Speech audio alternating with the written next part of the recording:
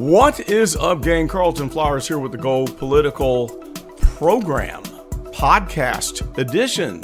So I'm trying to figure out this podcast thing so I can do podcasts while I'm working on this new high quality content and the new video series that is going to be launching very soon. The first one that is going to be rolled out is Corruption in Politics Beyond Dolton. And we're going to start out in my birth town in the city of Chicago. So I wanted to talk about a few things, and I need your input, and I need you to post in the comments right now. Let me know that you are getting this podcast. Okay, so let's start out. Let's just talk in general about what is going on in Chicago, and I'm going to give you a sneak preview about what is coming at you with this Beyond Dolton political corruption theme. Okay, so in Chicago right now, of course, we've got this whole big situation where half the people in Chicago are crying and screaming about don't allow the federal troops to come in, no National Guard, and fighting against Donald Trump, where the other half are saying, please bring in the National Guard because this is a war zone. It's interesting to me that we have such a political divide going on rather than talking about the root of the problem, which is rampant crime. We had 60 shootings over the holiday weekend, and I think there was, 7 or 8 people that were unalived, so to say. But meanwhile, instead of focusing on the families that lost loved ones or the victims, we're focusing on this fight between the city of Chicago's mayor, Brandon the Jackass Johnson, and Donald Trump, who seems to be rubbing salt into the wound and pouring gasoline on the fire with that ridiculous post that he put up on social media, on True Social, over the weekend. It was really silly. If you haven't seen it, you need to go check it out. And he kind of says, okay, you haven't seen anything yet. You want to talk about war. Wait till you see what we do in Chicago. Something along those lines. But whatever the case, it was silly.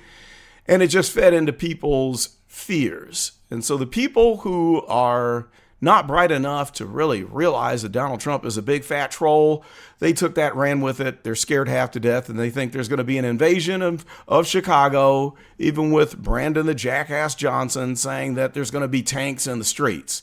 So silly. But then other people know, okay, this is just Donald Trump being Donald Trump, doing Trump things, being ridiculous, and that's just his personality. We've never seen another president do things like this.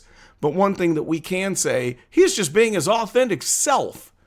So I don't think that we're going to see the National Guard roll out to fight crime in Chicago. It's not going to happen. What's really going to happen is they're going to step up their efforts with combating illegals who are breaking the law with the use of more ICE agents.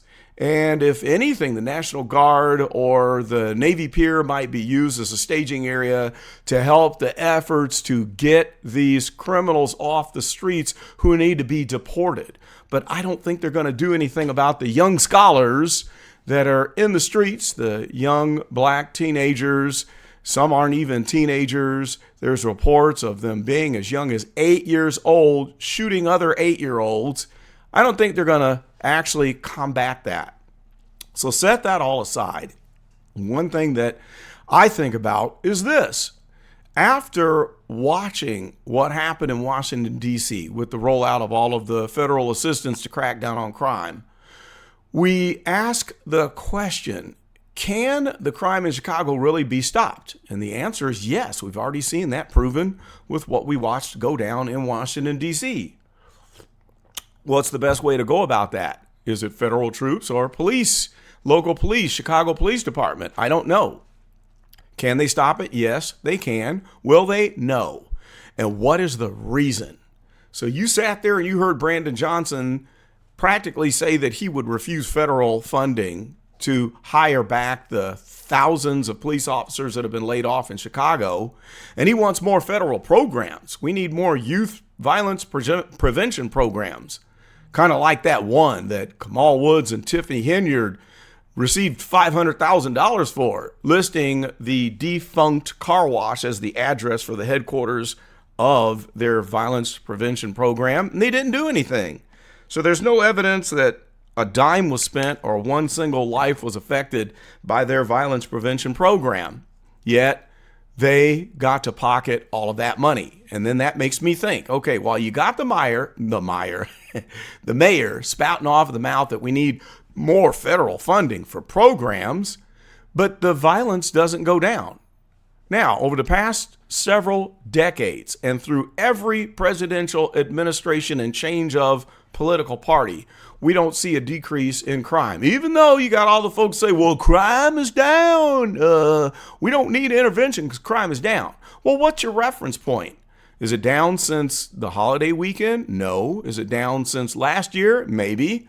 But let's say you went from 300 people losing their lives down to 275. Well, crime is down then. But is that an improvement? Is that where we want to be? Are we saying that as long as the number goes down, we're okay with the 275 people per year that lose their life? I'm certainly not. And does that say that I would be able to walk around at night at 1 a.m. in the neighborhood that I lived in at 99th Street in South LaSalle and feel safe? No, you wouldn't catch me walking anywhere in the dangerous neighborhoods on the south side because crime is down. No, that's not going to happen. So we keep on pushing this, and then we wonder, why are we pushing federal programs that don't work? Well, some people theorize that it is a way for people to siphon money. That as long as you have crime, we can start these crime prevention programs and we can raid the federal funds and get rich from it. All you have to do is start a 501c3, anoint yourself as the CEO of this foundation, and then take $100,000 a year salary, just like Kamal Woods did through Thornton Township, and then enjoy your life with all that money while crime continues on. So some say that it's a grift, that we don't want to solve the crime problem because there's too many organizations that are living off of those federal funds. Now, I'm not saying that that's the case, that it's true or not, but it's certainly something that we really need to think about. So I'd love to hear your thoughts about all of these crime prevention programs and these federal assistance programs that have continued for decades on end that are not solving the crime program. Should we keep dumping money into these things? Or should we do the obvious and hire police officers? Now, let me ask you this question, and you post it in the comments. Would you feel safe to walk down the street on the south side at 1 a.m. when we know that there are, 2,600 fewer police officers in the city of Chicago? Do you think that the federal assistance for the social programs would help you to walk down the street at 1 a.m. in some of the most crime-ridden neighborhoods? Let me know. Or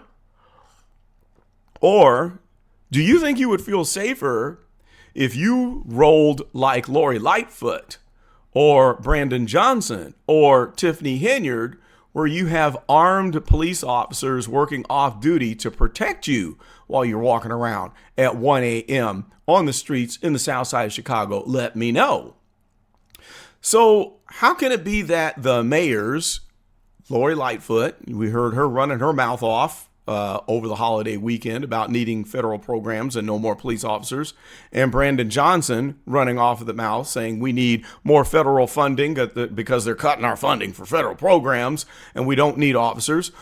We watched Tiffany Henyard do the same thing. How is it that they can complain and say that we need more money for the federal programs while they're surrounded with 10 to 150 police officers to protect them? Is that hypocrisy? Isn't that a little hypocritical? How can you say that we need more money for federal programming for these youth violence prevention programs, but then you still got 150 police officers armed that protect you?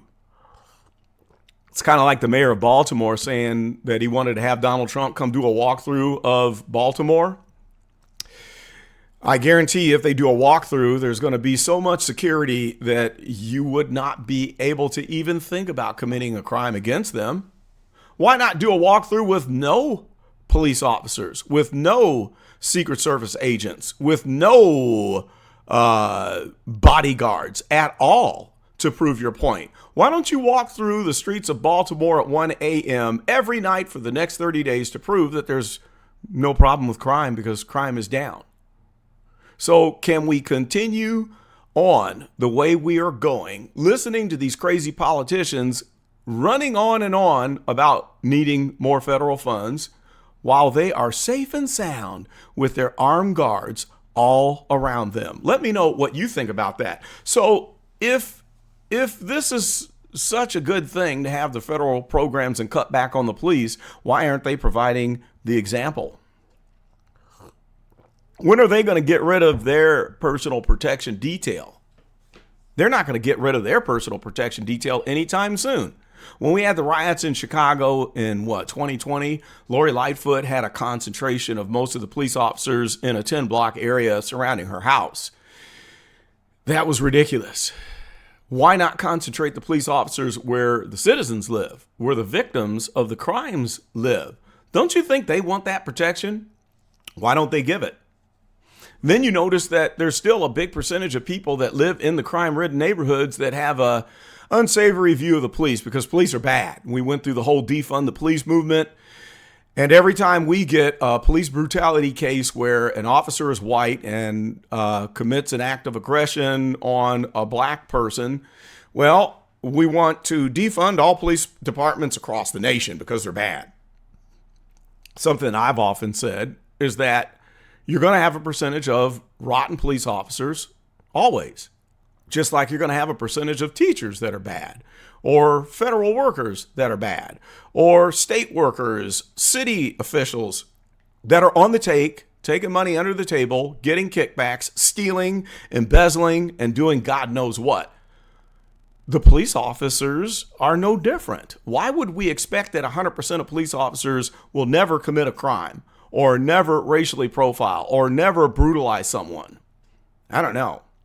So whenever we catch a politician that's breaking the law, stealing money, embezzling, we don't say defund all politicians and get rid of them all. No, we don't. But when we have police officers committing a crime, well, then it's time to get rid of all the police. So they cut them back. Just like in Washington, D.C., there was, 400 and some odd less police officers now than what we had 4 or 5 years ago. And then crime spikes, even though they find a cute little reference point to say crime is down. On a side note, have you heard the stories about how the police officers in Washington, D.C. were being trained to report crimes differently so that the statistics would look better? It's like padding the books.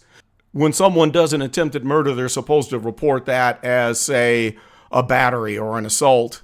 If someone gets shot and they don't die, then they don't report that as an attempted murder. They report it as something different. And then all of a sudden we come up with these statistics that say crime is down. That's just a side note.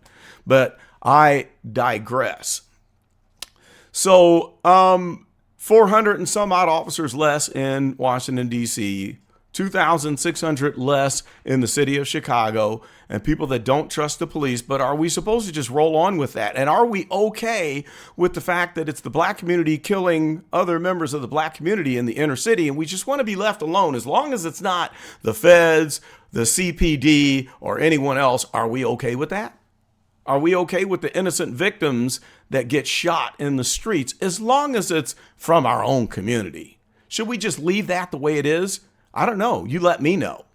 But let's wrap this up. I just want to see how many people are viewing this podcast or listening, because I'd like to do more podcasts where I don't have graphics, I don't have editing, and I'm just giving discussion so I can fill in the blanks while I'm doing all the hard work to produce the highly produced videos that I want to dole out for you as we transition from the Tiffany Henyard regime to beyond Dolton, and we cover the political corruption that goes on in Chicago and all over the United States. I've got 9,800 subscribers, but when I do stories that are not related to Tiffany Henyard, maybe 1% or a tenth of 1% of people are notified that there's a new video out, because the algorithm thinks that I'm just the Tiffany Henyard channel. So that's why I'm trying to bridge the gap and retrain the algorithm to let it know that people are interested in political corruption, and we have to step our way out of Dolton so that you get notified when I have a new video. So hit the like button, please,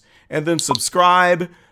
Tick the notification bell so you're not missing my videos, and just check back often and see. And then let me know if you want me to continue with the podcast series while we're working towards rebuilding the channel. So that's all I've got for this one. Thanks for watching. Thanks for listening. This is Carlton, and I'm out.